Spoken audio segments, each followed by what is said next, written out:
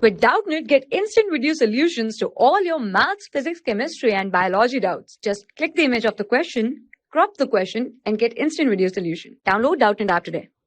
Today our question is, if points 1, 1 and minus 3, 5 are vertices of a diagonal of a square, then the equation of its side through 1, 1 are. So we have given a square. Let's say the coordinate axes are this, right? And 1, 1 point will lie somewhere here, and minus 3, 5, that means x is negative and y is positive. So let's say that minus 3, 5 will lie here, right? So this is our line, right? And we have to tell the equations of the side through the point 1, 1. So if this is a square, then it will have a side in this direction, right? And in the above direction, upper direction, right?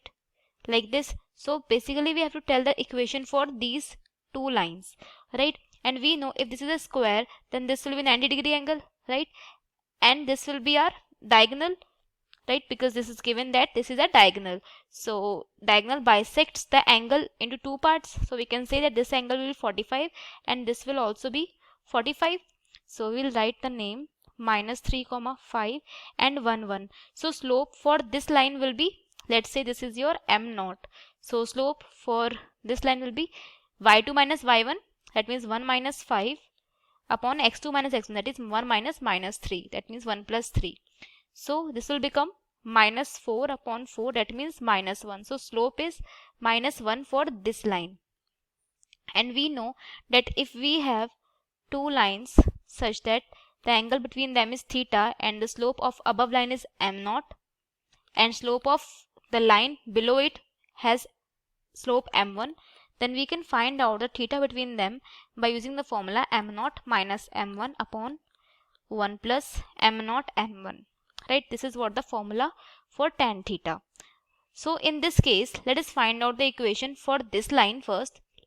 But to find out the equation, we should have the slope also. So let's say the slope for this line be m1, and we know that if we have the line, if we have the slopes for the upper line as m1 and the below line is m2, then we will have the formula of tan theta as upper line slope minus lower line slope, just like we did here, upper line minus lower line. So m1 minus m0 upon 1 plus m1 m0, right?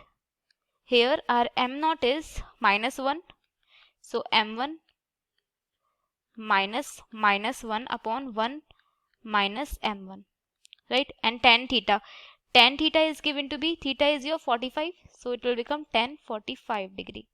We know tan 45 is 1, so 1 into 1 minus m1 is equals to m1 plus 1, right? So 1 minus m1 will be equals to m1 plus 1, and taking m1 on that side will make it 2m1 is equals to 0. That means m1 is 0. If slope is 0, that means tan theta is 0, right? And tan theta is 0 when theta is equal to 0 with x-axis, right? That means this slope will be for the line which is making 0-degree angle with x-axis. So we have the general equation of line as y is equals to mx plus c, right? Here the slope is 0, so we will get y is equals to c, right? Now y is equals to c, we know that our line is passing through the point 1, 1, right? So intercept of y will be 1. So we can say the line will be having equation of y is equals to, which will be parallel to x-axis, right? Parallel to x-axis, that means it should have an angle of 0-degree, right? So that it could have a value of y is equals to 1. Now the another slope is, this is m1, then this is m2, m0 and m2. So m0 minus m2, we will do here tan theta is equals to, so for second line our slope is m2. So we know that these two lines are perpendicular to each other, right? This line and this line are perpendicular to each other, so we can say m1 into m2 will give us minus 1, right? So we'll write here m1 dot m2 should be equals to minus 1 because lines are perpendicular, right? Now we will see what is the value of m1. m1 is 0, so m2 will become minus 1 upon 0. That means undefined, and if it is undefined, then we can say that theta is equals to 90 degree with respect to x-axis. So if theta is 90 degree, that means x should be equals to c, right? So we know that the line is passing through 1 1, right? Passes through 1 1. The y-intercept on line x is equals to c will be 1. So x is equals to 1 is the another line. So we can say that the line passes through 1 comma 1 is x is equals to 1 and y is equals to 1. That means option 3 is the correct one. Thank you. For class 6 to 12, IIT JEE and NEET level. Trusted by more than 5 crore students. Download Doubtnut app today.